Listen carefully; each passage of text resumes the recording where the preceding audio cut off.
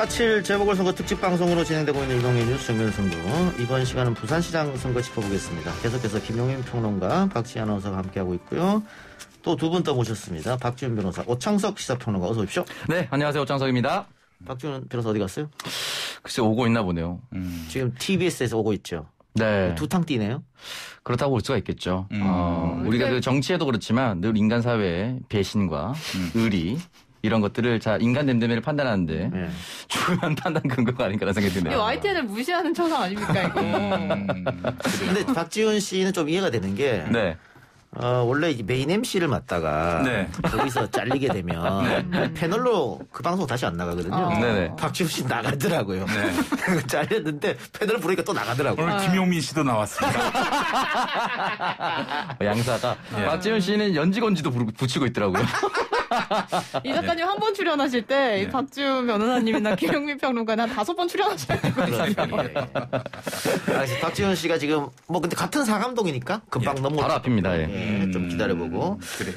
자, 오늘 부산 시장 선거 짚어볼 때 저희가 오창석 평론가를 초대한 것은 역시 부산 지역에서 선거 나간 적이 있잖아요. 네네. 낙선했죠. 이제 2016년에 이제 20대 총선에 이제 출마를 했었었죠. 네, 그 당시만 하더라도 지금이야 이제 많은 구의원과 시의원 포함해서 청년 정치인들이 있었는데 제가 출마하는 2016년 그리고 제가 출마 결심했었던 2015년 12월까지만 하더라도 만 30대 정치인을 찾아보기 힘들었습니다.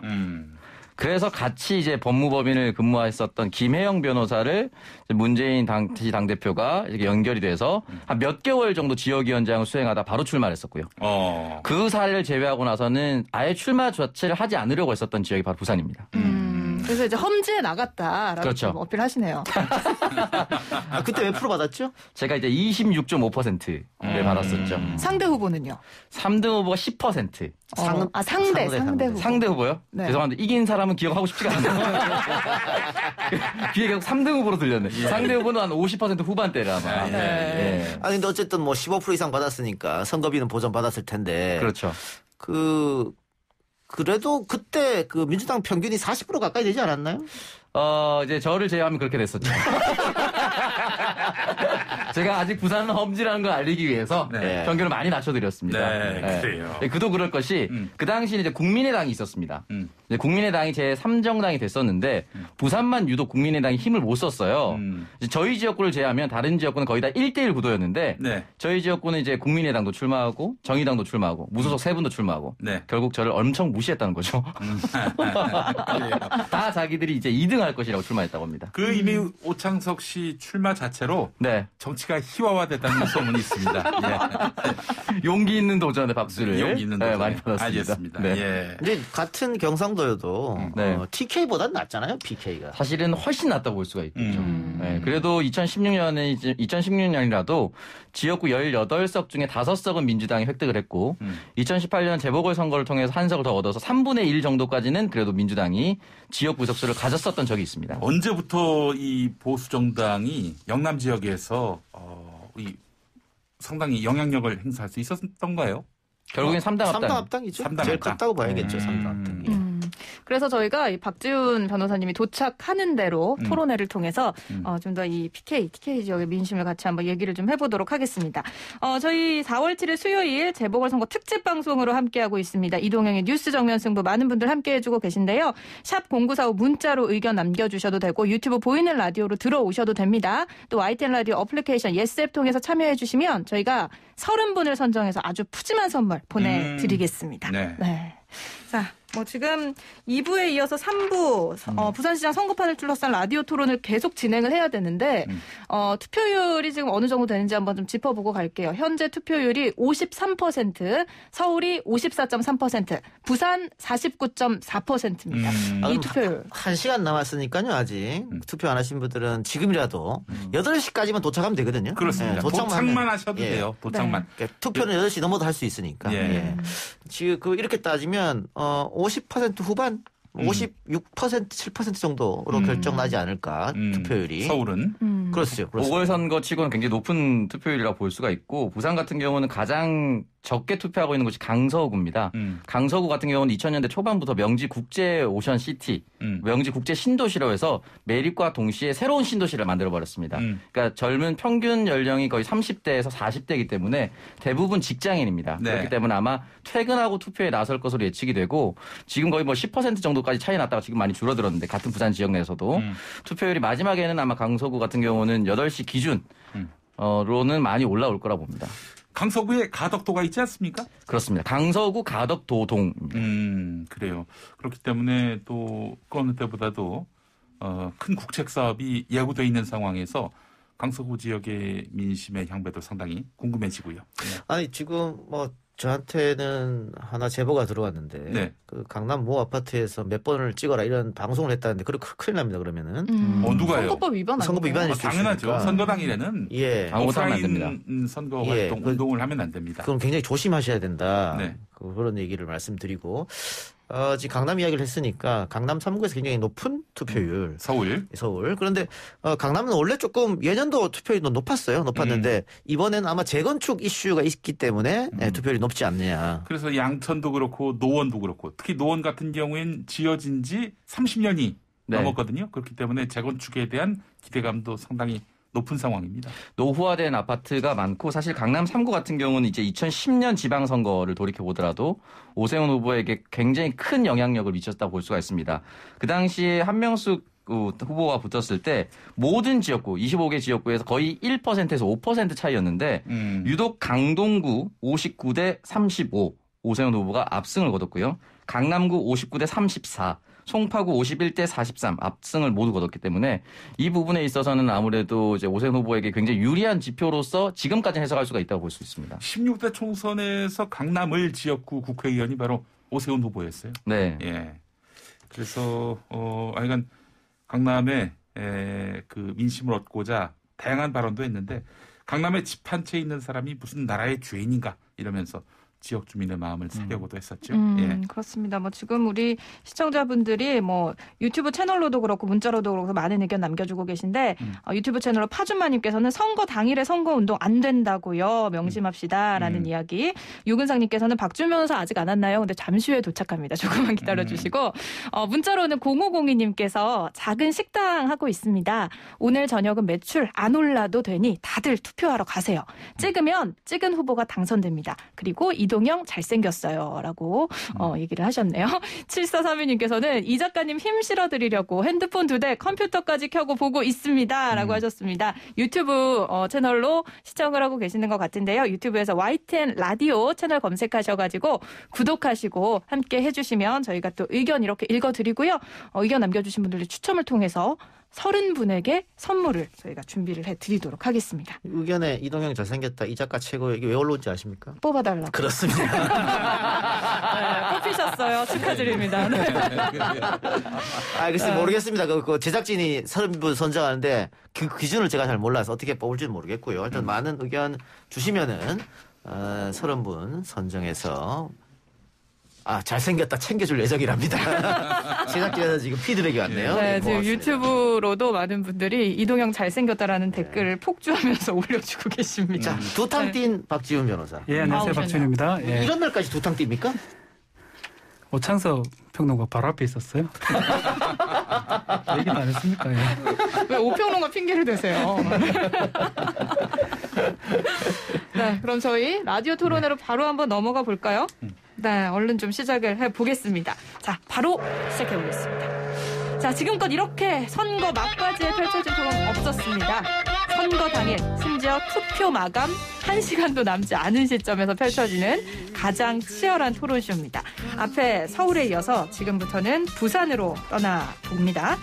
자, 이번 선거에서 더 이상 오지 않을 토론에 참석하신 분 먼저 소개해드릴게요. 자, 앞서 소개해드렸죠. 여당 쪽에 비공식 대변인 김용민 평론가 함께 하시고요. 야당 쪽에 비인가 대변인 이동영 작가 나와 있습니다. 어서 오세요. 네, 안녕하십니까. 반갑습니다. 네. 자, 그리고 이번에 평가단 2사람으로 보강을 했습니다. 지난 20대 총선에서 아주 아깝게 2배 차이로 낙선한 분이죠. 자, 낙선의 분노로 모두 까주신다고 합니다. 오두까기 오창석 평론가 나오셨고요. 네, 안녕하세요. 오창석입니다. 네.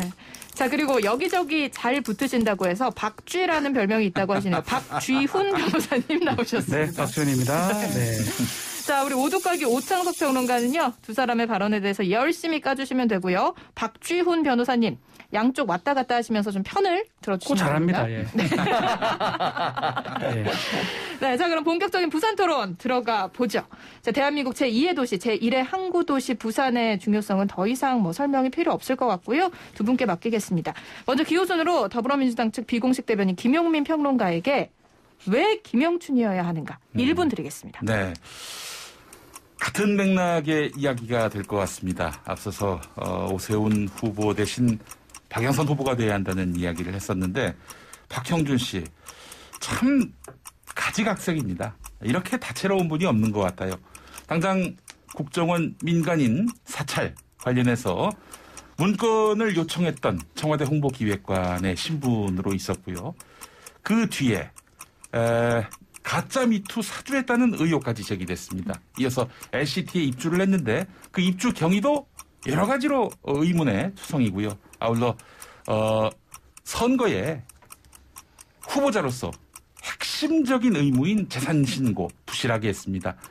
좋게 봐서 부실하게 한 것이고요. 실상은 이거는 누락시킨 거 아닌가 하는 의혹이 제기되고 있습니다. 이건 처음부터 끝까지 일반인으로서도 감히 상상할 수 없는 도덕적 흠결이 있는데 이런 분이 지금 부산시장이 된다는 것은 여기까지. 상당히 이거는 부산 시민들에게 큰 누가 되는 것이다. 이런 말씀을 드리고 싶습니다. 시간이 끝나게 저렇게 오버해서 하지 않습니까? 이게 네. 반칙입니다. 이게. 기본적으로 민주당 반칙을 입에 자, 달고 하고 있어요. 그럼 반칙하지 마시고 몇 초나 했다고. 반칙하지 마시고 이도영 작가님 국민의힘 측 비인가 대변인입니다. 왜 박형준이어야 하는가 1분 똑같이 드릴게요. 뭐 저는 1분까지 할 필요도 없을 것 같고요.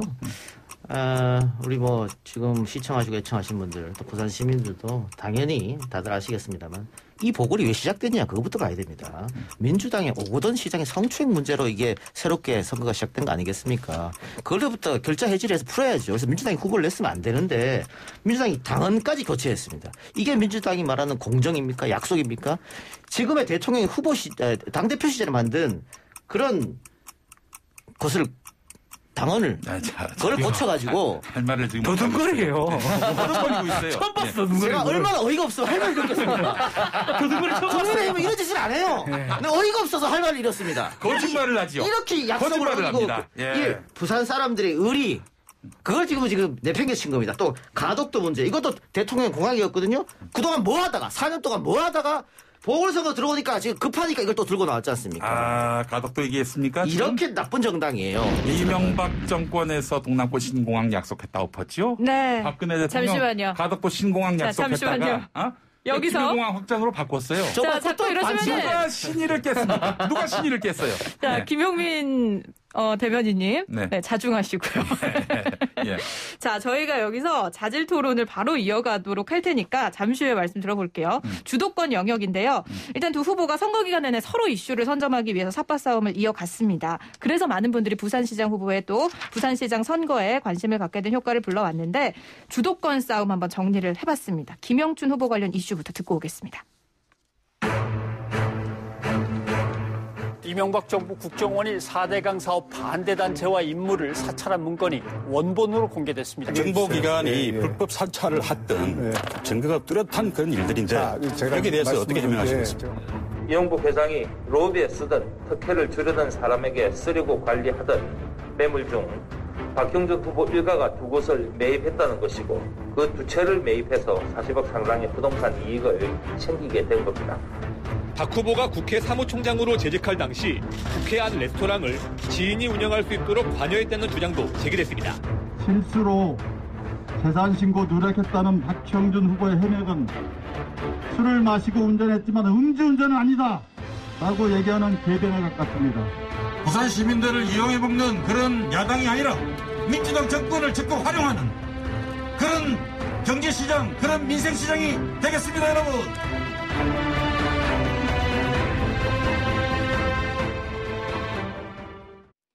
부산 부산 선거를 치르면서 이제 가장 많이 보도되던 뉴스가 박형준 후보를 둘러싼 각종 의혹이 아니었겠는가. 그 중에서도 뭐 LCT는 이제 전 국민이 다 아는 그런 아파트가 됐다라는 생각이 드는데 뭐 여러 가지 또 의혹이 있거든요. 국정원 불법 사찰도 있고 뭐 입시 논란도 있고 국회 레스토랑 사업자 선정 지인 특혜 논란도 있는데 두 분이 이 주제 가지고 자유롭게 토론을 해주시고요. 오창석 평론가와 박지훈 변호사도 알아서 좀 오늘 껴들어주시면 됩니다. 이동영 우리 비인가 국민의힘 그 대변인 네.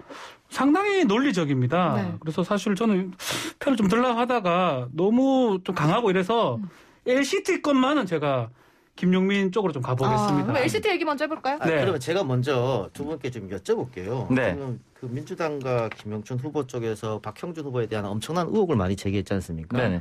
근데 그걸 보면서 많은 분들이 그러면 김영춘 후보의 정책은 뭔가? 김영춘 후보의 정책이 얼마나 부실하고 잘못됐으면 그걸 가져서 어필할 생각은 안 하고 남의 허물, 그것도 확인되지 않은 허물 가지고 자꾸 뭐라 그러냐 이 생각이 들어요. 자, 일단 그러면 오창석 평론가한테 네. 김영춘 후보의 대표 공약 몇 개 얘기해 보세요. 뭐 있는지. 뭐 대표적으로 가덕도 얘기하지 말고. 가덕 신공항 얘기하지 말라고 얘기하셨을 거지. 가덕 신공항 제외하고. 왜 얘기를 못하게요? 가덕 신공항 제외하고. 그게 제일 중요한데 그걸 빼면 더 말할 게 뭐가 있어요? 그거 빼더라도 있어요. 부울경 메가시티를 만들기 위해서 1시간 권역을 만들겠다. 교통망 확충하겠다라고 얘기를 했고요.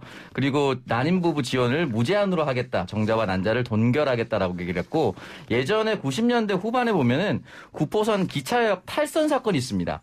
그만큼 기차역이 위에 올라와 있기 때문에 굉장히 위험하고 안전에 대한 문제가 있었는데 이걸 다 지하화해서 30리길을 공원으로 조성하겠다. 쉽게 설명드리면은 연남동에 있는 연트럴 파크처럼 다시 시민들에게 돌려주는 작업을 하겠다라고 이야기를 남겼습니다. 가장 중요한 게 있지 않습니까? 엑스포 2030 아니겠습니까? 반값 주택 1만 호 공급하겠다라고 얘기하고 있고 메가시티 1시간. 지금 메가시티 또 철도 지하화, 엑스포, 난임 이거 다 다른 후보들이 다 했던 겁니다. 새로운 게 없어요. 다 옛날에 그대로 들고 갖고 뺏기면 누가 못합니까? 그거. 박형준 후보에게 난임 부부 지원 부분이 누락되어 있어요. 그래서 다른 후보가 다 있다라고 얘기하기는 좀 어려운 것 같고 기본적으로 대통령과 함께 오랫동안 호흡을 맞춰왔었던 그 부울경 메가시티 1시간 권역을 만들겠다는 것은 사실 부산시장만 해서는 할 수 있는 부분은 아닙니다. 그래서인지 대통령이 이미 경남도를 방문해서 경남도지사 김경수 지사와도 얘기를 했었고요. 그렇죠. 그리고 경남도 예산이 배정되기 시작했습니다. 그렇다면 이것을 완벽히 마무리 지을 수 있는 후보, 집권 여당인 후보가 되어야만 이걸 완벽하게 깔끔하게 끝낼 수 있다고 볼 수 있습니다. 저게 금권 선거고 강권 선거예요. 민주당 도지사를 이용하고 다 돈 이용했다는 얘기 아닙니까? 그게 금권 강권이지 뭐가 금권 그것이 강권이에요. 투표의 본질입니다. 실력으로 봐주실 마음은 없으십니까? 능력으로. 금권 강권 선거가 아닌 것이 그것이 투표의 본질입니다. 이 사람을 뽑았을 때 세금을 어디에 쓸 것인지 결정하는 것이 바로 투표입니다. 그게 바로 정치적 효능감이란 말이고. 예. 그거 다른 말로 하면 금권 강권인 거예요. 어쨌든 간에 정책 부분은 뭐 비슷하다고 가정하더라도 LCT 얘기하지 않을 수가 없어요. 이 사실 LCT 말씀해 오세요 그러면. 그 해운대 수영구에서 부동산 특수가 몰렸었어요. 해운대는 50% 가까이 올랐고 심지어 100% 오른 지역이 있었는데 거기가 바로 LCT입니다. 그렇죠. LCT예요. 그 부산의 특권층들이 모여 사는 곳이 LCT입니다. LCT죠. 예. 예. 이 사실은 LCT와 관련해서는 특혜의 덩어리, 특혜 결정체입니다. 서울 롯데월드 100층 넘죠? 네. 거기는 서울시가 롯데월드로부터 돈을 받아내서 그 주변에 교통망을 확충을 했습니다. 이 분산되도록. 네. 근데 이 부산 같은 경우는요. LCT로부터 돈을 받은 게 아니라 부산시가 혈세로 해서 그 주변에 교통망을 개선했단 말이에요. 자, 그래서 특혜의 연속이고요. 부산 시민들이 LCT를 떠받들기 위해서 정말 한마디로 그들을 위해서 멸사분공을 한 셈이 됐습니다. 그렇죠. 근데 거기에 부산시장이 될 사람이 살고 있다? 이건 기본적으로 부채예요, 부채. 네. 아니 일단 뭐 50%, 100% 가격이 올랐다. 문재인 정부에서 올린 거 아닙니까? 누가 올렸습니까? 이명박 정부에서 박근혜 정부에서 올렸습니까? 문재인 정부에서 부동산이 뛰니까 이렇게 50% 100% 오른 거고 그 다음에 특혜다라고 하는데 특혜면 수사하고 처벌하면 되죠. 지금 경찰 권력, 검찰 권력 다 갖고 있으면서 수사할 겁니다. 세무 권력 갖고 있으면서 처벌도 못하고 증거도 없이 이렇게 하는 것은 정당하게 번 부를 질시하고 무시하는 마치 공산당과 같은 태도예요. 근데 정당하게 벌었다라고 할 수 있지만 가격이 현 정권에 들어서 가격이 소폭 상승한 건 사실입니다만 LCT는 애초에 태어나지 말았어야 할 존재입니다. 그렇기 때문에 이 부분은 본질을 좀 많이 비껴가는 것 같고 그렇죠? LCT는 그 지역 전체가 한직으로 조성이 되어 있고 공군 호텔이 있습니다. 국가 사업이고 그리고 공군만 이용할 수 있고 여러분에게 좀 열려있긴 했지만 해운대 앞 백사장을 가보면 모든 건물이 일정한 높이를 유지하고 있습니다. 자, 유독 LCT만 올라갔다는 것은 불법 분양 의혹과 관련해서 그게 문제죠, 짚어야 사실은. 됩니다. 네. 이 특혜 분양 명단이 있었다는 진정서가 이제 최근에 접수가 된 건데 보니까 국회의원, 검사장, 법원장, 고위공직자, 기업인, 지역 언론인 한 100명이 포함되어 있는 걸로 알려져 있는데 말이죠. 사실 이들 명단 이전에 이미 LCT 사업 비리를 수사해서 실제 소유주인 이영복 씨는 물론이고 청와대 정무수석, 국회의원, 구청장 지낸 국회의원 아닙니까? 12명이 구속 기소됐습니다. 정말 부정부패, 권력형 부정부패의 총안대 여기에 부산시장이 배려하는 사람이 산다. 그것도 특혜 분양 의혹을 달고 이거는 이 지역 유권자들을 상당히 상처를 주는 일입니다. 이거는. 저는 뭐 사실은 어떤 편도 아닌데 이동영 우리 국민의힘 비인가 대변인 참 논리적이고 좀 그럴싸하긴 합니다. 제가 들어봐도. 방금까지 김 대변인 얘기하셨는데 별로 딱 와닿지 않아서 제가 이쪽에서 얘기했는데 아무도 말 안 하는 와닿지가 아무도 않아요. 하지 않은 사람 논리적으로 얘기하면 어떡합니까? 제작진 여러분, 저 우리 박지훈 변호사님 음주 검사님이었어요. 좀 상한 것 같아요. 예. 와닿지가 않아서 국민의힘 쪽이 조금 더 와닿는 측면이 있네요. 알겠습니다. 자, 그럼 저희가 이쯤에서 국민의힘 박형준 후보의 이슈도 좀 들어봐야 되거든요. 이번 선거에서 박형준 후보가 이끌어낸 이슈들 듣고 오겠습니다. 저들은 국민 분열의 시대를 열었지만 우리는 국민 통합의 시대를 열 것입니다. 저들은 경제를 퇴락시키는 길을 열었지만 우리는 경제를 도약시키는 길을 열을 것입니다. 우리 박형준 후보 꼭 뽑아달라고 부탁드려왔다 아닙니까? 대한민국 인사를 하길래 자기가 박형준이다. 다 파악했어요. 또 뭘 파악했냐? 초등학교, 중학교 동기야. 동문도 아니고 동기야, 동기. 하늘에 맹세컨대 그런 사실을 알지도 못하고 들은 적도 없습니다. 그런 자료가 있다면 법적 절차에 따라서 공개되고 밝혀져야 하는 것이고 그것이 선거에 이용돼서는 안 되는 것이고 현명한 시민들이 결코 그런 국민들을 현혹시키는 거짓말에 속지 않으리라고 확신합니다.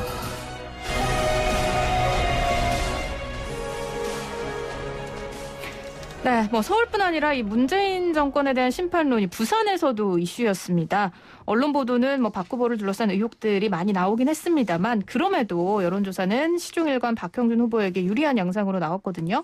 자, 이 부분은 어떻게 봐야 할지 자유토론 이어가 주시죠. 경제 살리기를 본인이 하겠다 이런 얘기 아닙니까? 네. 박형준 후보. 그러면서 얘기했던 것 중에 하나가 펀드 투자회사 요즈마 코리아와 함께 1조 2천억의 청년 창업 펀드를 조성하겠다 이렇게 밝혔습니다. 그런데 요즈마 코리아는 투자 능력이 과연 있는가? 매우 불분명하다 이런 지적을 받고 있습니다. 자, 이 사실 경제 살리기와 관련한 여러 가지 플랜들을 보면은 이게 과연 어떤 그런 실현 가능성 혹은 내실 있는 파트너를 상대로 해서 실현하겠다는 것인지 의문입니다. 얼마 전에 테슬라 CEO하고 협의를 했다 그러는데 테슬라 CEO가 아니었습니다. 테슬라 자회사로 알려졌는데 그마저도 아니었다고 합니다. 아하. 이거를 말이죠. 착오, 기억력 부족 혹은 판단력 부족 이런 실수로 넘길 일이 아닙니다. 이건 대국민 약속 아닙니까? 부산 시민 약속 아니에요? 그러니까 자회사도 아니었고 자회사의 오히려 경쟁업체였던 하이퍼루프 측과 연락을 했었는데 중요한 것은 이 하이퍼루프가 상용화된 기술인 것인가. 어반루프. 네, 이 부분을 따져봐야 되니까 그 회사 이름은 하이퍼루프고요. 도입하겠다고 한 게 어반루프라는 이름을 세운 건데 네. 이 부분이 과연 상용화돼서 지금 바로 쓸 수 있는 것인가에 대한 문제를 한번 따져봐야 되는 것이고. 그것도 있고요. 이 초고속 철도 어반루프와 관련해서는 이 노선을 또 밝혔습니다. 근데 노선을 보니까 말이죠. 동부산역 종착점이죠. 네. 동부산역이 보니까 기장이죠. 박형준 후보의 그 부동산과 인접해 있습니다. 이거 보면은 영화의 한 대사가 생각이 납니다. 넌 참 계획이 다 있었구나. 예. 경제 살리기, 부산 경제 살리기가 아니라 부산시장 경제 살리기가 아닌가. 박형준 경제 살리기가 아닌가 하는 그런 의문.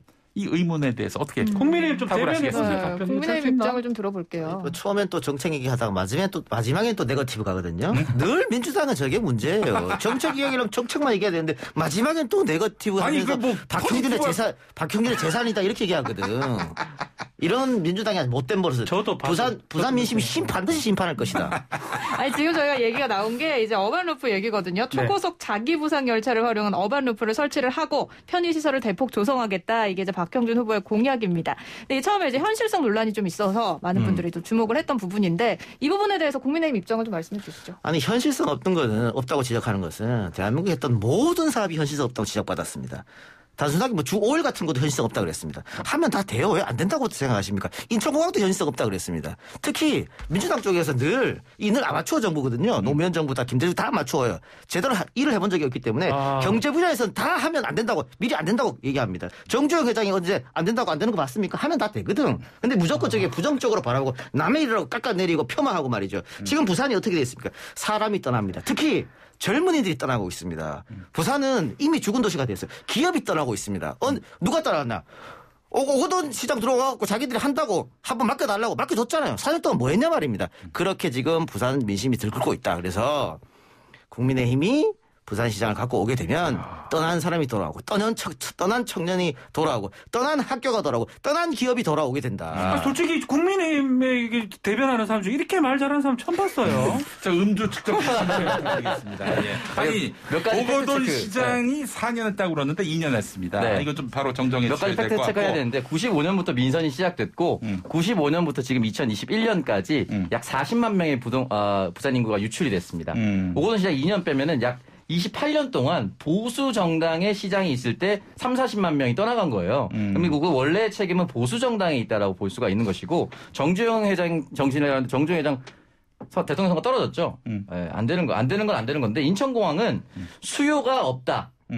관문 걱정 그리고 허브 공항으로서 역할을 못할 것이다라는 수요 계산인데 어반루프는 기술입니다. 이 기술이 가능하느냐 가능하지 않느냐. 공항 짓는 기술 그때도 있었어요. 그렇기 때문에 이 부분은 완전히 다른 문제입니다. 이 어반루프 관련해서 기술이 아직 개발이 안 된 걸로 알고 있어요. 그러니까 정확하게 상용화돼서 그 어떤 도시도 편하게 이용하고 있는 도시가 없습니다. 그렇기 때문에 이거는 한국만 안 된다는 것이 아니라 전 세계가 다 안 되고 있는 것이기 때문에 한국만 안 된다라고 얘기하기 좀 어렵습니다. 제가 오창석 평론가 이렇게 이야기하는 말씀하는 걸 들어보니까 지난 총선에 왜 떨어진 줄 알겠네요. 이런 비논리적인 얘기가 가장 가슴에 큰 상처다. 아니 저 메시지를 공격할 수가 없으니까 이제 메신저를 공격합니다. 아주 천연적인 수법이에요. 천연적인 수법. 내곡동에서도 볼 수 있는 어반루프 수법. 꼭 말씀드리고 싶은데 어반루프가 이제 동부산권 이제 기장 일광면 청광리 일대에서 출발하게 돼 있었습니다. 거기 이제 박형준 씨 그리고 박형준 후보의 부인 그리고 지인의 땅들이 밀집되어 있어요. 그래서 자신의 땅을 보상받기 위해서 여기 출발점으로 정한 것이 아니냐라고 했을 때 하태경 총괄본부장 같은 경우는 동부산이 아니라 해운대라고 했거든요. 전 두 가지 다 문제가 된다고 봅니다. 전제는 동부산은 땅 보상을 받기 때문에 문제가 되고요. 두 번째 해운대라도 문제가 되는 것이 결국 이 어반루프가 해운대에서 출발해서 부산역을 거쳐서 공항까지 가는 것인데 공항까지 가려면 첫 번째 산업과 인구가 많아야 됩니다. 해운대에는 산업 기반이 없어요. 그렇기 때문에 거기 생겨야 될 이유가 없고요. 인구는 많은데 왜 해운대였냐? 왜냐면 서쪽에도 인구가 많아요. 서쪽 사람들을 배려하지 않고 동부산만 또 개발시키겠다는 의의입니다. 김영춘 그 후보의 공약 중에 동서격차를 해소하겠다는 것이 있어요. 동쪽에 해운대가 있고 서쪽이 상대적으로 낙후된 지역이기 때문에 갈등을 조정하고 서쪽을 더 개발해야 되는데 어김없이 또 동쪽만 몰빵하는 개발 공약이기 때문에 이 부분도 잘못됐다. 그리고 만약에 부울경 메가시티를 만들 거면 산업기반 신점인 서쪽인 창원에서 출발해야 되는 거예요. 그러니까 애초에 노선 자체가 너무 개인적인 이유로 만들어진 것이 아닌가라는 의심이 듭니다. 네, 알겠습니다. 저희 지금 열띤 토론 이어가 보고 있는데요. 세계 최초의 선거 당일 토론회입니다. 지금 투표가 30분도 남지 않은 시점에서 아직까지 투표. 그렇죠. 찍으러 간다 이 말이죠. 이거 들으면서 가고 계신 분들도 계시고 8시까지만 일단 투표소 안에 줄을 서면 투표를 할 수가 있거든요. 줄 서면 돼요. 줄만 서면 돼요. 들어가지 않아도 돼. 줄 서면 됩니다. 여러분들께서 청취자분들 또 시청자분들 혹시 오해하실까 봐 제가 다시 한번 알려드리면 사실은 6시부터 8시까지는 이게 투표 동료밖에 할 수가 없습니다. 아무것도 사실 할 수가 없는 거예요, 선거법상. 그렇죠. 그러다 보니까 저희가 조금 재미있게 꽁트 형식으로 여러분들에게 좀 웃음을 주고 이렇게 꾸렸고요. 8시 이제 투표가 끝나면 그때부터는 이제 선거 전문가들 뭐 윤희용 여론분석 센터장 같은 분들 모셔서 그때부터 이제 이야기를 할 수 있어요. 그러면은 지금 출연자들보다 퀄리티가 확 올라가겠네요. 아니 우리도 할 수 있는 말이 없어요. 저도 뭔 얘기 하겠어요 지금. 그래요. 지금 시간 끌기 제 마음을 드러냅니까? 네. 지금 시간 끌기 방송이에요. 네. 오해를 하시는데 뭘 어떻게 선거법이 공직선거법이 그래요. 지금 많은 분들이 투표장으로 향하고 계신 것 같은데 투표율이 53.1%라고 합니다. 서울이 54.4% 나오고 있고요. 부산이 49.4%인데 저희 방송 함께 하시는 분들 아직 투표장으로 가지 않으신 분들 있다면 30분 남았습니다. 빨리 가셔서 여러분들의 소중한 한 표 행사하시길 바라고요. 우리 청취자분들의 참여가 굉장합니다. 저희가 선물 드린다고 했죠.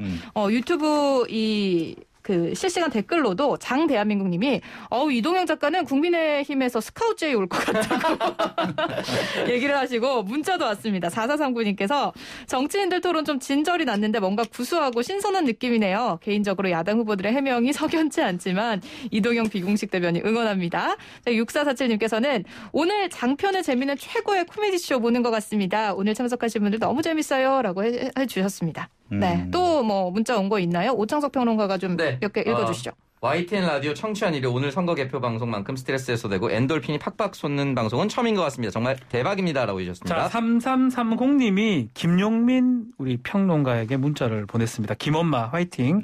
전남 순천에서 실시간 들으면서 응원합니다. 부탁이 하나 있어요. 김엄마. 안철수 당대표 성대모사 좀 해주실 수 있을까요? 안녕하십니까. 안철수입니다. 희망입니다.